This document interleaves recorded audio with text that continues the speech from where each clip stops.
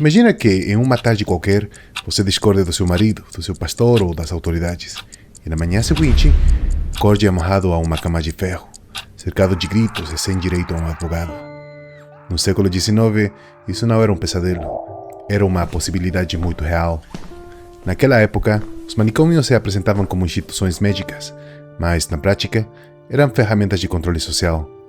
Ali acabavam confinados os pobres, os incômodos ou qualquer pessoa desamparada que não tivesse quem a defendesse. Tudo isso movido pelo incentivo financeiro. O Estado pagava por cabeça. Quantos mais pacientes uma instituição tinha, mais verba recebia. E quanto mais tempo eles permaneciam internados, melhor era o negócio. Nesse sistema, a loucura nem sempre era diagnosticada. Muitas vezes ela era simplesmente decidida. Para internar alguém, não era preciso provas complexas. Bastava um exame de poucos minutos e o parecer de 2 médicos. Centenas de pessoas saudáveis foram parar nesses centros por sintomas tão absurdos quanto tristeza, cansaço ou simplesmente por serem pessoas solitárias. Uma vez lá dentro, sair era quase impossível. Como não havia uma fiscalização real, os diretores não tinham incentivo para curar, apenas para reter. E para maximizar os lucros, contratavam funcionários sem capacitação que aceitavam salários baixos, pouco importando se maltratavam ou humilhavam os internos. Reduzir os custos ao mínimo era a alma do negócio. No entanto, houve pessoas que sobreviveram a esse inferno e ergueram a voz. Hoje, veremos a história daqueles que conseguiram fazer o sistema se olhar no espelho. E o primeiro caso que veremos hoje foi um dos episódios mais famosos da história do jornalismo. Em 1887, uma jovem jornalista decidiu cometer um ato extremo para revelar a verdade. Fingiu estar louca para ser internada.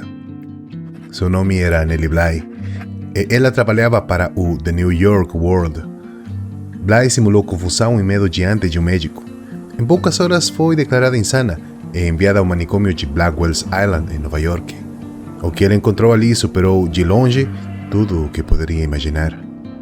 Pacientes banhadas com água gelada em pleno inverno, comida podre e insuficiente, mulheres espancadas e amarradas a cadeiras por horas pelo simples fato de reclamarem. Ela entendeu que não havia nenhum tipo de tratamento, apenas castigo. Bly descobriu que muitas internas estavam sadias. Eram imigrantes que não falavam inglês ou viúvas pobres que se tornaram incômodas para a sociedade. O mais aterrorizante foi a sua conclusão. O confinamento tinha a capacidade de destruir pessoas saudáveis e realmente enlouquecê-las. Nellie Bly passou os seguintes dias fingindo a loucura, observando, ouvindo e memorizando cada detalhe. Sabia que se esquecesse algo, ninguém mais contaria aquela história. Após 10 dias, seu editor conseguiu tirá-la de lá. Bly denunciou o tratamento desumano sofrido em Blackwell's Island em uma investigação titulada 10 dias em um manicômio. O impacto foi imediato. Houve investigações oficiais, demissões e, pela primeira vez, um aumento real no orçamento para a saúde mental. Foi a pedra fundamental para reformar o sistema de saúde no Ocidente. Nosso próximo caso é o de Elizabeth Packard. Ela não era jornalista, não entrou em uma instituição voluntariamente.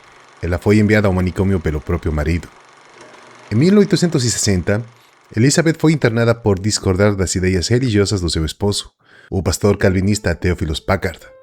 Ela questionava o calvinismo rigoroso dele e defendia visões religiosas mais liberais, como a bondade de Deus. Não havia nela qualquer traço de doença mental. Era apenas uma mulher defendendo sua independência intelectual. Contudo, o reverendo Packard utilizou uma lei que permitia aos maridos internar suas esposas sem necessidade de um julgamento. Ela passou 3 anos trancada, estando completamente sã. Sua liberdade só veio em 1863, porque seu filho mais velho atingiu a maioridade e decidiu assumir a curatela da mãe. Mas a luta dela estava apenas começando.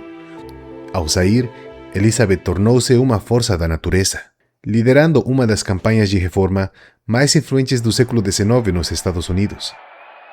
Em 1864, ela moveu um processo histórico contra o Estado para que sua sanidade fosse ratificada, que era a única forma de anular o poder que o reverendo Teófilos exercia sobre ela.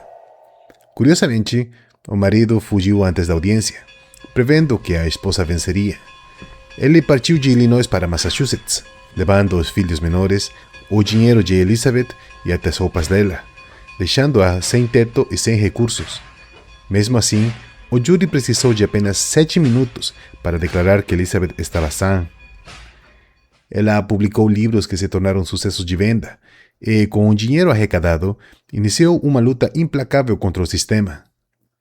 Viajou por todo o país e conseguiu a aprovação de reformas em mais de 30 projetos de lei.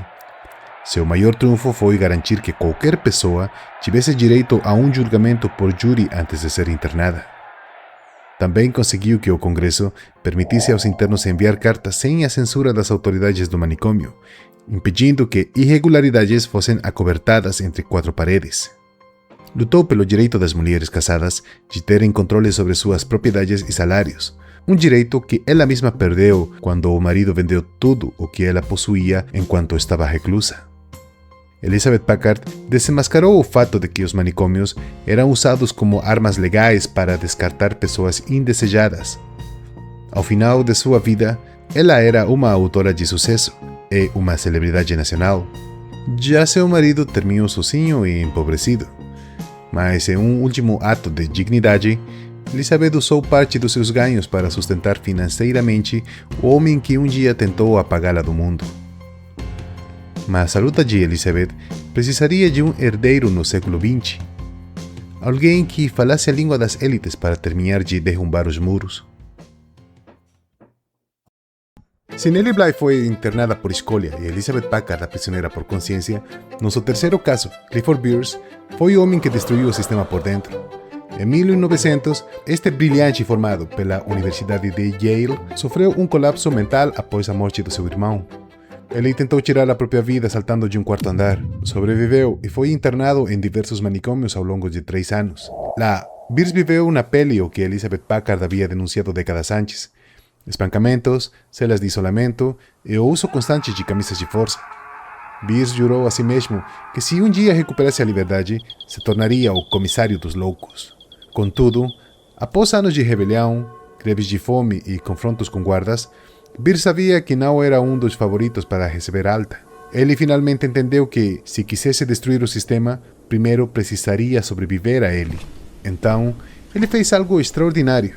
Em meio do seu confinamento, decidiu se tornar um espião.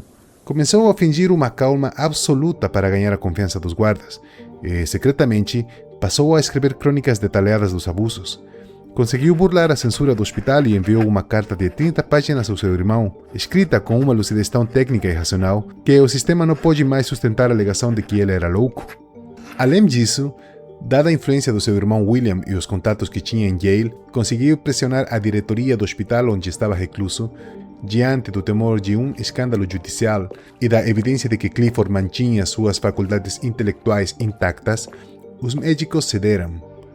Em setembro de 1903, as portas do hospital se abriram.